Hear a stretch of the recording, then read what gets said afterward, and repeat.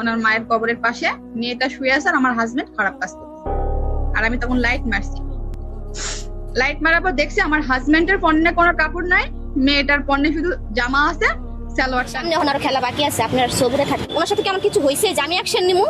আমি কি ওনার সাথে বিয়ে বসছিলাম, না উনি আমার স্বামী লাগে, না ওনার সাথে যে আমি কোনো সময় করছি, না ওনার সাথে আমার কোনো এরকম জিনিস আছে যে আমি ওনার প্রতি অ্যাকশন নিবো? মানে বেগে গাঁজা পাইছিলাম, আর এই যে কিছুদিন আগে একদিন সকালে আমি ওর সিগারেটের প্যাকেটে হিরোইনও পাইছি না। কিন্তু এখন যে ঘটনাটা হয়েছে সেটা বৃষ্টিকে কেন্দ্র করে। বৃষ্টিকে বিয়ে করবে, না হলে আমি পানি চাইছিল একগারে খায়া দেয়া সাইডা দিতে। বৃষ্টি এতদিন ধরে পছন্দ করতো না, হঠাৎ করে লাগিয়া গেছে একটু হিকার।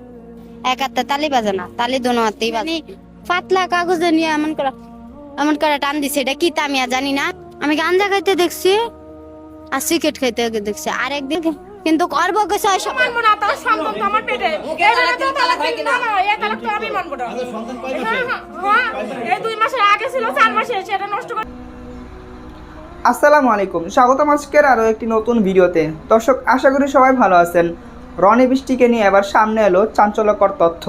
বাড়ি থেকে যে অধ্যয়নে সেই সব ফাঁস করলেন ভাইরাল বৃষ্টি, যা শুনলে আপনারা রীতিমতো অবাক হয়ে যাবেন। দর্শক, আশা করি ভিডিওগুলো সম্পূর্ণ দেখবেন, তাহলেই বিস্তারিত জানতে পারবেন।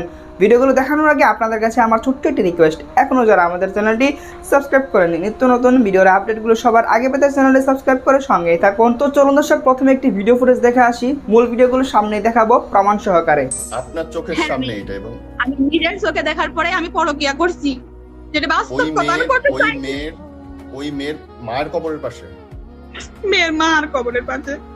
ও মাই গড, দুনিয়া কই যাচ্ছে রে বোন? কি কোন আপনি? যেখানে আমার মা শুয়ে আছে সেখানে আমার হাজবেন্ডের সাথে এটা করতেছে। ও মাই গড, তো আপন চাচা? আপন চাচা। পরে আমি ওখান থেকে ব্যাগ রাখি বাসায়। ওই মেয়েটার বয়স কত ছিল আপা? 18 বছর।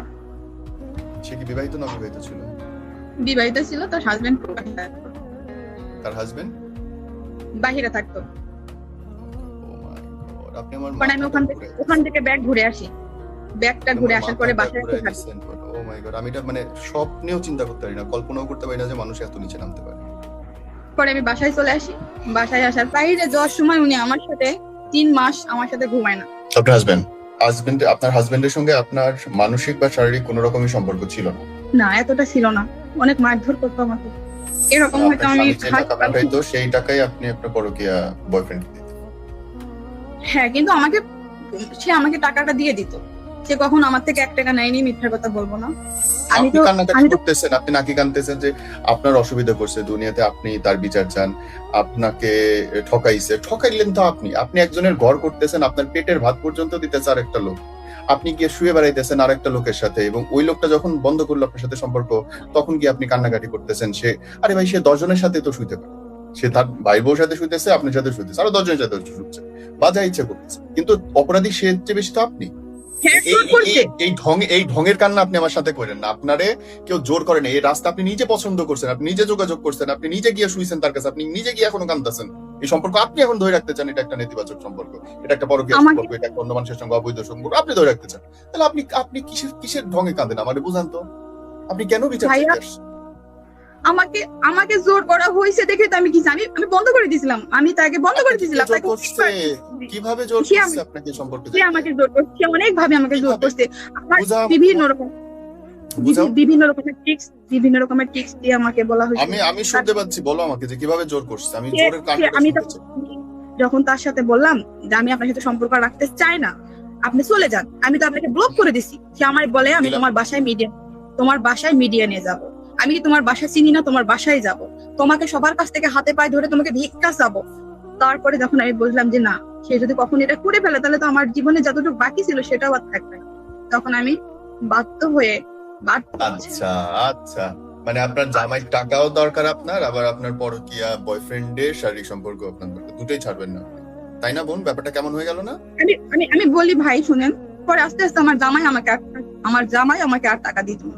সে জানি না আমার সাথে কথা বলতো না, আমাকে টাকা দেওয়াও বন্ধ করে দিত, কথা বলতো না। লাস্টে আমি আমার বাবার টাকায় চলতাম। আমার বাবা আমাকে টাকা দিত, ওটা দিয়ে আমি সংসার চালাইতাম, আমার ছেলেকে পড়াইতাম। এখনো কিন্তু আমার বাবাই টাকা দেয়। সে আমার সাথে কন্টিনিউ যোগাযোগ করে না, আর সে আমাকে টাকাও দেয় না। আর কোনো ছেলেকে বিশ্বাস করেন না। আমি ভুল করেছি, অনেক ভুল করেছি। কিন্তু আমি আমার কাছে বাঁচতে খুব চাই। অদ্ভুত লাগতেছে বোন, তুমি বলতেছো কোনো মেয়ে যেন কোনো ছেলেকে বিশ্বাস না করে।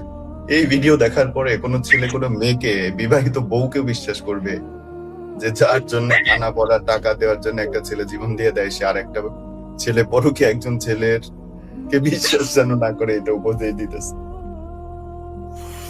কি বলবো না, আমার কাছে বড় অদ্ভুত লাগলো দুনিয়াটা, বুঝছো? বাট এনিও, কেউ স্বামীকে ঠকায় না, কখনো না।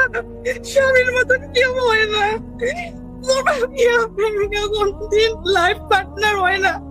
আমি এই ছেলেটাকে আমার জীবনের থেকে বেশি ভালোবাসতাম। আমি এই ছেলেটার জন্য আমি লাইফ সাপোর্টে থাকছি 7-8 বার, কিন্তু এই ছেলেটা কখনো আমায় বুঝলো না। আমার কখনো এই ছেলেটা আমি যেতে চাইনি, আমার লাইফে ঢোকার পরে আমার জীবনটা সাক্ষাৎ করে দিছে। আমি চাই না কখনো তো আমার মতন কোনো মেয়ে এটা করুক। সে ছেলে একদিনকার জন্য হলেও বুঝতে পারবি যে মানুষ ঠকানো আর আল্লাহর পবিত্র কোরআন সে মিথ্যা কথা বলার শাস্তিটা কি। আমি আজ থেকে ভালো তুমি ধর্মের কথা বইলই না, মানুষ ঠকানোর কথা বইলো না, ঠকবাজ বোন তুমি। সরি, ওর চেয়ে 100 কোটি গুণ বেশি ঠকবাজ তুমি ওই ছেলের চাইতে। সে কারো ঘরের জামাই না, তুমি একজনের ঘরের বউ, একজনের মা। সো তুমি এই ঢং, এই নাকি কান্না তুমি দিও না, তোমারে মানায় না। মেয়েদের প্রতি ইজ্জত নষ্ট হয়ে যাবে। ন্যাংরা হোক, খুড়া হোক, যেটাই হোক, তাকে নিয়ে সংসার করো, না হলে রাস্তায় না গার্মেন্টস করে খান, কোনো কিছু করে খান, কিন্তু কোনো পরকীয়া লিপ্ত হবেন না, আর কোনো ছেলেকে বিশ্বাস করেন না।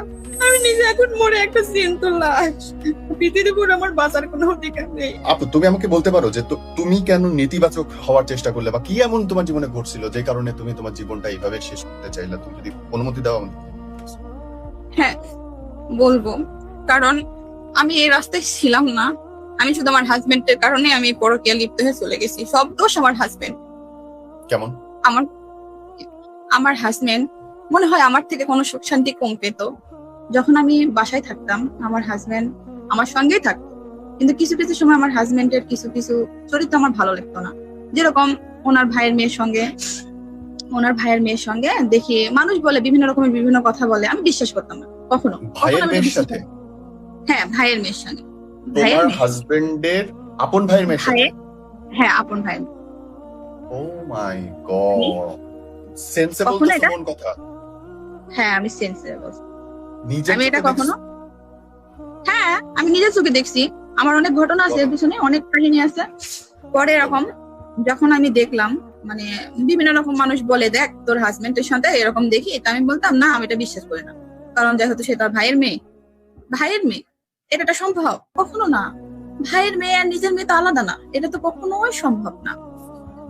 পরে আমি এই জিনিসটা একদিন ফলো করি, মানে আমার তখনও বিশ্বাস হয় না, কিন্তু আমি একটা পুকুরে গোসল করি। ওই পুকুরে মেয়েটাও ছিল, আমার হাজবেন্ড ছিল, আমি ছিলাম। থাকার পরে আমি চলে আসছি, আমি দেখলাম যারা গোসল করতে যায়, আমি তো মাইক না করে চলে আসলাম। আসার পরেও কিন্তু তারপরে ভাবছি না, এটা ঠিক না। পরে আবার কিছুক্ষণ পর যাওয়ার পর দেখছি আমার হাজবেন্ডের কাঁধের উপর ওই মেয়েটার হাত। আমার তখন অনেক খারাপ লাগছে। তাই আমি বলছি, কি ব্যাপার, তুমি এখানে কি করছো, তুমি এখন ওঠো না কেন? আমি ওনাকেও বকা দিছি, ওনাকেও বকা দিছি। মেয়েটা চলে গেল, আমার হাজবেন্ড বাসায় গেল। আসার পরে কিছুক্ষণ পরে ওনার সাথে আমার একটু কথা কাটাকাটি হওয়ার পরে রাত্রে একটু কথা কাটাকাটি হতে হলে উনি আমাকে গালে 2টা থাপ্পড় দেয়। মানে আমি কেন ওনাকে বললাম, কিসের জন্য বললাম, উনি ওনার মেয়ে হয়, মেয়ে সম্পর্কে কেন খারাপ কথা বললাম, কিসের জন্য বললাম, এই বিষয়ে উনি আমাকে 2টা থাপ্পড় দেয়। থাপ্পড় দেওয়ার পরে আমি বললাম, আচ্ছা ঠিক আছে, তুমি যখন ভালো, আমি হয়তো মাইন্ড করবো না। পরে সে চলে গেল। যাওয়ার পরে রাত্রে ঘুমানোর সময় ঘুমাইছি, আমি ওনার গায়ে টাচ করি, উনি আমার হাতটা সরিয়ে দেয়। আমার সাথে উনি, আমার যেটা মন চায় সেটা উনি আমাকে দিবে না, কারণ ওনার তার এটা ভালো লাগবে না এখন। পরে আমি এরকম আস্তে আস্তে আর কিছু বললাম না। বলার পরে ওনার যে লুঙ্গিটা পরে, ওনার লুঙ্গির সঙ্গে আমার 3 পিসের একটা গিফটকে আমি মেরে রাখছি, যাতে উনি উঠে গেলে আমি বুঝতে পারি। তখন 2টা বাজে, তখন উনি উঠবে আর কি। আমার চোখের উপর এরকম করে দেখতেছি যে আমি আসলেই ঘুমাইছি কিনা। তারপরে আমি আর কিছু বলি না, উঠতে গেছে। আমি বলি, কি ব্যাপার, কোথায় যাচ্ছ? ঘুমাও। বলে আমি বাথরুমে যাবো। আমি আর কোনো কিছু বলিনি, ঠিক আছে। এই তো গেল, উনি আর নাই বলতে নাই। পরে আমার সন্দেহ হলো। হওয়ার পরে আমি ঘর থেকে লাইট নিয়ে আমি তার দেখতে গেলাম সে কোথায় আছে। যাওয়ার পরে আমি ওনার বাসায় যাই, দেখি গেট খোলার পর অনেক ঘরে যাই, ঘরে নাই। তখন আমার আরো বেশি সন্দেহ হয়। আমি চারিদিক দেখছি, কোথাও তাকে পাইনি। তারপরে যখন ওনার মায়ের কবর ছিল, ওনার মায়ের কবরের পাশে মেয়েটা শুয়ে আছে আর আমার হাজবেন্ড খারাপ কাজ করছে। আর আমি তখন লাইট মারছি। লাইট মারার পর দেখছি আমার হাজবেন্ডের পণ্যে কোনো কাপড় নাই, মেয়েটার পণ্যে শুধু জামা আছে, সালোয়ারটা নাই। লাইভ চলতিছে ওখানে, পুরো লাইভ কন্টিনিউ পরকীয় চলতিছে। তখন আমি বললাম, মেয়েটাকে বললাম, আমার হাজবেন্ডকে বললাম এটা কি ঠিক, আর মেয়েটাকে বললাম যে এটা কি। রাগারাগি করার পরে আমি সোজা, আমি আপনার চোখের হ্যাঁ, সামনে এটা, এবং আমি নিজের চোখে দেখার পরে আমি পরকীয়া করছি, যেটা বাস্তব কথা। আমি করতে চাই ওই মেয়ের মায়ের কবরের পাশে, মেয়ের মার কবরের পাশে। ও মাই গড, দুনিয়া কই যাচ্ছে রে বোন, কি কোন আপনি? যেখানে আমার মা শুয়ে আছে সেখানে আমার হাজবেন্ডের সাথে এটা করছে। ও মাই গড, তো আপন চাচা? আপন চাচা। পরে আমি ওখান থেকে ব্যাগ রাখি বাসায়। ওই মেয়েটার বয়স কত ছিল আপা? 18 বছর। সে কি বিবাহিত না অবিবাহিত ছিল? বিবাহিত ছিল, তার হাজবেন্ড তার হাজবেন্ড বাহিরে থাকতো। ও মাই গড, আপনি আমার পরে আমি ওখান থেকে ব্যাগ ঘুরে আসি। ব্যাগটা ঘুরে আসার পরে বাসায় থাকি। ও মাই গড, আমি এটা মানে স্বপ্নেও চিন্তা করতে পারি না, কল্পনাও করতে পারি না যে মানুষ এত নিচে নামতে পারে। পরে আমি বাসায় চলে আসি। বাসায় আসার পরে আপনি আমাকে, আমি সরি এভাবে জিজ্ঞেস করতেছি, আপনি আল্লাহর কসম করে বলতে পারেন যে ঘটনাটা সত্য? আল্লাহর কসম, যদি আপনি কোরআন নিয়ে বলতে পারেন আমি কোরআন নিয়েই বলবো এটা সত্য কথা। আপনার সন্তানের কসম? এটা সত্যি ঘটনা? হ্যাঁ, আমার সন্তানের কসম। আমার একটা আপনি নিজে সন্তান। চোখে দেখছেন? হ্যাঁ, আমি নিজে চোখে দেখছি। আমি ওখান থেকে বাসায় আসার পরে, বাসায় আসছি। বাসায় আসার পরে আমার বাসায় এক বোতল নতুন আমার শ্বশুর নিয়ে আসছিল কলা গাছ। এরপরে তো আপনার বেঁচে থাকার কথা না। তখন আমার সন্তানের বয়স ছিল মাত্র 3 বছর 3 মাস, রানিং ভাবে চলে। তখন আমি আমার সন্তানের দিক তাকাই একবার, মার কথা চিন্তা করি একবার, বোতলের দিক তাকাই একবার, যে আমি কি দেখলাম, এটা কি? সে বাসায় আছে, আমার হাত ধরে আমার পা ধরে কান্না করে, আমার ভুল হয়েছে, কিন্তু না, আমি তো তাদের থাকবো না, আমি চাই না। কারণ সে এটা কি করলো, কি, কারণ সে কি হয়। তারপরে আমি ওই বোতলটা নিয়ে আমার সাথে কারাকারি হতে হতে আমার পুরো শরীরে পুড়ে যায়, আমি খেতে পারি না। পরে তার সাথে আমার কোনো কন্টিনিউ কথা নাই, সে উপরে ঘুমাই, আমি নিচে ঘুমাই, এরকম করতে করতে কন্টিনিউ 7-8 মাস চলে যায়। তার সাথে আমার কোনো কথা না, আমি রান্না করি, সে খাবার খাই, আবার তার মতন সে চলে যায়। পরে এরকম করতে করতে না, তারপরে বিদেশ যায় না, বাংলাদেশে থাকে। থাকার পরে তার আরেকটা ভাগ্নের সাথে সম্পর্ক হয়, সেটা হলো তার বোনের মেয়ে, নিজের না পাড়া প্রতিবেশী। তার সাথে তার কথা হয় ফোনে, এভাবে পরকীয়ার বিষয়ে কথা হয়। সেই মেয়েটা অনেক উল্টাপাল্টা কথা বলে, আমি সেটা শুনে ফেলি। বলার পরে মেয়েটাকে আমি ডাক দিয়ে একটা থাপ্পড় মারছিলাম আর বলেছিলাম, আচ্ছা তোর সম্পর্কে হয় মামা, তুই বিয়াদব কেন, এত বিয়াদব কেন? 200 টাকার লোভে তুই আজেবাজে সংসার করিস, এই তোর কি সম্মান নেই? আর তুই কি হয় ওই? তারপর থেকে কিছুদিন পরে সে বাহিরে চলে যায়। তার জন্যই সে আমার পরকীয়া লিপ্ত হওয়া, আমার বাজে কাজ করার জন্য আমার পিছনে আমার হাজবেন্ডের দোষ, আমার এখানে কোনো দোষ নেই।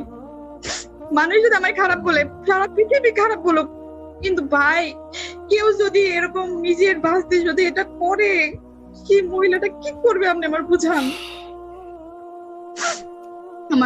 আমার বুঝান। সম্ভব না। আমি আমার নেওয়ার ক্ষমতা শেষ, অ্যাকচুয়ালি আমি নিতে পারতাছি না, আমার মাফ করে দেন, আমি অনুষ্ঠানটা শেষ করি। আমি বিকৃত হয়ে যাইতেছি, আমার মাথা কাজ করতেছে না। সামনে ওনার খেলা বাকি আছে, আপনার সবুরে থাকে। ওনার সাথে কি আমার কিছু হয়েছে যে আমি অ্যাকশন নিমু? আমি কি ওনার সাথে বিয়ে বসছিলাম, না উনি আমার স্বামী লাগে, না ওনার সাথে যে আমি কোনো সময় ঘুরছি, না ওনার সাথে আমার কোনো এরকম জিনিস আছে যে আমি ওনার প্রতি অ্যাকশন নিমু? যে ওনার বউ, উনি ওনার প্রতি অ্যাকশন নিতে পারে না, আমি কি? ও বন্ধু বলিয়া না যাইও, আধে এই জনমে নাইলে পর জনমি হইও, মন দিলাই দেহ দিলাই, মন দিলাই দেহ দিলাই, পান্তা তুমি দিও রে বন্ধু বলিয়া না যাইও, আধে এই জনমে নাইলে পর জনমি হইও। কেবল তো শুরু, সামনে হনো আরো খেল বাকি হে, সবার করো। এটা কি ভাষা? বাংলা তো সামনে এখন আরো খেলা বাকি আছে, আপনার সবুরে থাকেন। মানে আপনি কি কোনো ডকুমেন্ট আছে যে তার আমার কোনো ডকুমেন্ট নেই, আমি আমার নিজে খেলা দেখাবো, আমি নিজে নিজে ভিডিও করবো, নিজেও দেখাই কিন্তু একাও সবকিছু করা যায়। আচ্ছা একাও সবকিছু করা যায়। অনেকেই বলছে যে বৃষ্টি একটু বলি, অনেকেই বলছে যে বৃষ্টির দুর্বলতা আছে, এই জন্য রনির প্রতি কোনো অ্যাকশন নেয়নি। আসলে এই কথাটা আমরা জানতে চাই আপনার মুখে। দুর্বলতা না, এনে অ্যাকশন নেওয়ার কি আছে ভাই? আমি ওর সাথে কাজ করছি জাস্ট, এনে আমি ওর সাথে অ্যাকশন নেওয়ার কি আছে? কিন্তু দেশবাসী তো বুঝতেছে যে বৃষ্টি আসলে জড়িয়ে গেছে এটা। দেশবাসী এটা বলতেছে না, কিন্তু আপনারা হলুদ সাংবাদিকেরা এগুলা বলতেছেন।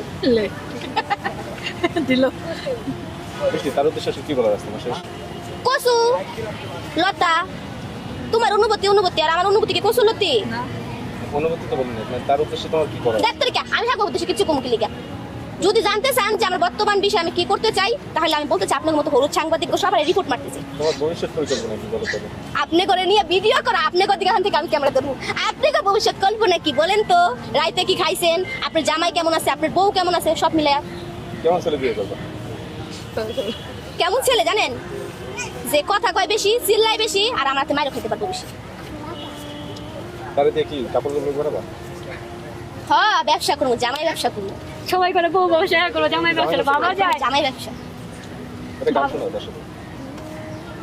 ও বন্ধু বলিয়া না যাইও, আধেকেই জনমে নইলে পর জনমি হইও।